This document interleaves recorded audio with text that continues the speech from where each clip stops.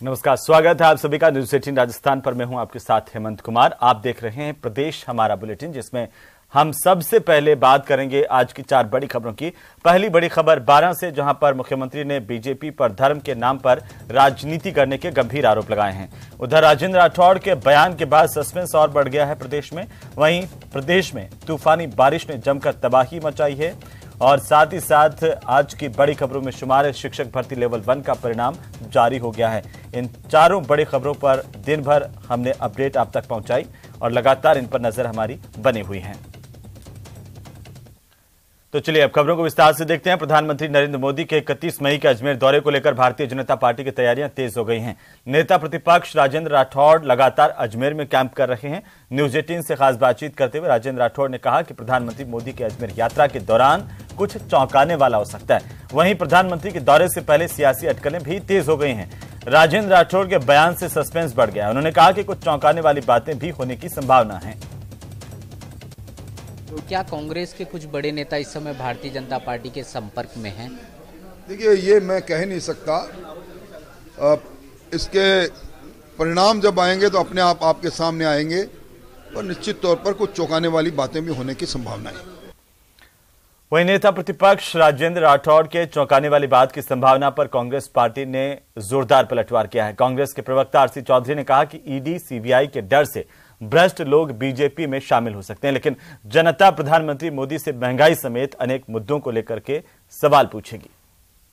Bharatiya Janata party के नेता प्रतिपक्ष राजेंद्र राठौड़ जी का बयान बड़ा हास्यास्पद और कायराना सा लगता है, क्योंकि राजस्थान की जनता को 9 साल बाद में भी बताने के लिए उनके पास में मुद्दे नहीं है। सिर्फ वो कहते हैं कि कुछ बड़ा होने वाला है, कुछ नेता भाजपा ज्वाइन कर सकते हैं। भारतीय जनता पार्टी के ईडी से, सीबीआई से, केंद्रीय एजेंसियों की भय से भ्रष्ट लोग निश्चित रूप से आपका दामन थाम सकते हैं। उधर नए संसद भवन के उद्घाटन समारोह को लेकर विवाद लगातार बढ़ता जा रहा है। अब नागौर सांसद और आरएलपी के सुप्रीमो हनुमान बेनीवाल ने भी संसद के नए भवन के लोकार्पण कार्यक्रम का बहिष्कार करते हुए सवाल खड़े किए हैं। हनुमान बेनीवाल ने इसके पीछे का कारण जंतर मंतर पर आंदोलित पहलवानों के सम्मान और समर्थन को बताया। इसी को लेकर सांसद बेनीवाल ने एक बयान जारी किया। सुनिए क्या कुछ कहा। कि नए भवन का लोकार्पण कार्यक्रम है, सदन में राष्ट्रीय लोकतांत्रिक पार्टी का नेतृत्व करने तथा राष्ट्रीय लोकतांत्रिक पार्टी के प्रतिनिधि के रूप में मुझे भी देश की सरकार ने इस कार्यक्रम में आमंत्रण दिया गया, लेकिन मुझे अफसोस के साथ कहना पड़ रहा है कि आज हमारे देश के नामी पहलवान, जिन्होंने अंतर्राष्ट्रीय मंच पर भारत का नाम रोशन किया और पद्म अवार्ड और अर्जुन अवार्ड जैसे महत्वपूर्ण सम्मानों से उन्हें सरकारों ने नवाजा है, लेकिन उन्हें मजबूरन विगत 35 दिनों से देश की राजधानी में धरना देना पड़ रहा है जंतर मंतर पे, क्योंकि पूरी सरकार एक बाहुबली सांसद के आगे नतमस्तक है। तो वहीं राजस्थान में बीती रात को आंधी तूफान ने जमकर तबाही मचाई। बिजली की गड़गड़ाहट के साथ हुई तेज बारिश की वजह से और तेज हवाओं के चलने से पेड़ और खंभे धराशायी हो गए। तूफानी बारिश की वजह से प्रदेश में 14 लोगों की मौत हुई है। रिपोर्ट देखिए।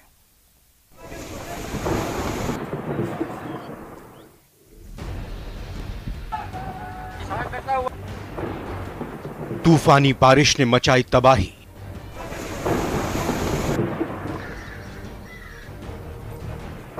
पेड़ गिरे, खंभे हुए धराशायी।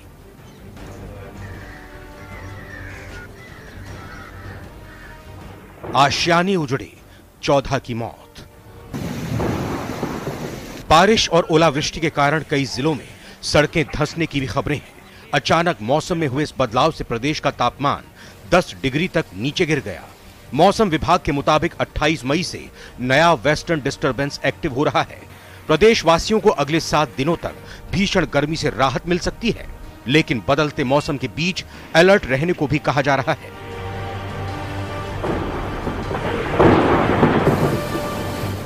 तो बीती रात यह बारिश मौत बनकर आई। टोंक जिले में आंधी तूफान ने जमकर तबाही मचाई। जिले भर में पेड़, टीन शेड, बिजली के पोल गिरे। तूफानी बारिश से 12 लोगों की मौत हो गई। टोंक शहर में दादा पोते और पोती की मौत हो गई।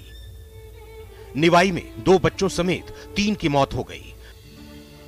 देवली के टोकरावास और आवा में 1-1 की मौत हुई। मालपुरा में 2 लोगों की मौत। टोडा राय सिंह और उनियारा में 1-1 की मौत हो गई।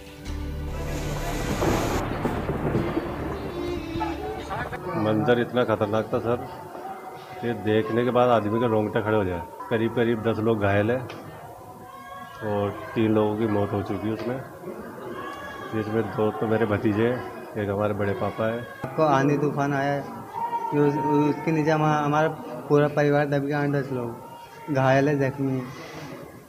अचानक आया आंधी तूफान। राजधानी में भी अंधड़ तूफान से मकान ढह गया, जिससे एक ही परिवार के एक की मौत हो गई और 3 लोग घायल हो गए। श्री गंगानगर के पद्मपुर बिंज बायला 39 LNP क्षेत्र में जमकर ओले गिरे। बीती रात जैतसर के 4 JSD में दीवार गिरने से युवती की मौत हो गई। वहीं भरतपुर में देर रात कई इलाकों में जोरदार बारिश हुई। कई जगह ग्रामीण इलाकों में छप्पर उड़ गए। बिजली के पोल टूटने से कई जगह बिजली गोल रही। दौसा में सैकड़ों की संख्या में पेड़ टूट गए। वहीं बिजली की लाइनों के ट्रांसफार्मर भी धराशायी हो गए। टीन, टप्पर, होर्डिंग, बैनर सब उड़ गए। जगह जगह पानी भर गया। सवाई माधोपुर में रात आई अंधड़ में रैगर मोहल्ले में एक मकान की छत के चद्दर उड़ गई। गनीमत रही कि मकान में रहने वाला परिवार सुरक्षित रहा। उसका पूरा का पूरा आशियाना तबाह हो गया। उधर डीडवाना समेत पूरे इलाके में देर रात अंधड़ और तेज बारिश ने क्षेत्र में जमकर तबाही मचाई। इलाके में 60 से 70 किलोमीटर प्रति घंटा की रफ्तार से हवाएं चली, जिससे जनजीवन अस्त व्यस्त हो गया। वहीं मौसम विभाग ने प्रदेश के 16 जिलों के लिए येलो अलर्ट जारी किया, जहां मेघ गर्जन के साथ तेज हवाएं चल सकती हैं। तो इधर बीजेपी प्रदेश अध्यक्ष CP जोशी ने प्रभावित लोगों को मुआवजा देने की मांग की। उन्होंने कहा कि राज्य आपदा राहत कोष का 75% पैसा भारत सरकार देती है।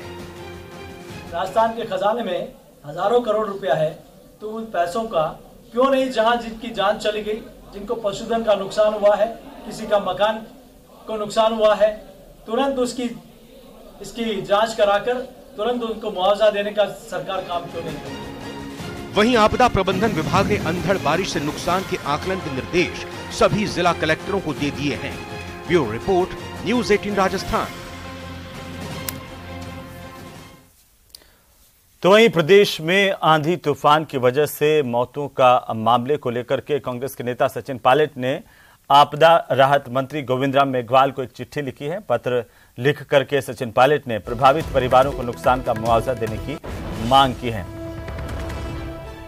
बड़ी खबर, कांग्रेस नेता सचिन पायलट ने चिट्ठी लिखी है गोविंद राम मेघवाल को। कैबिनेट मंत्री गोविंद राम मेघवाल आपदा राहत विभाग के मंत्री हैं और उन्हें चिट्ठी लिखते हुए सचिन पायलट ने प्रभावित परिवारों को मुआवजे की मांग की है।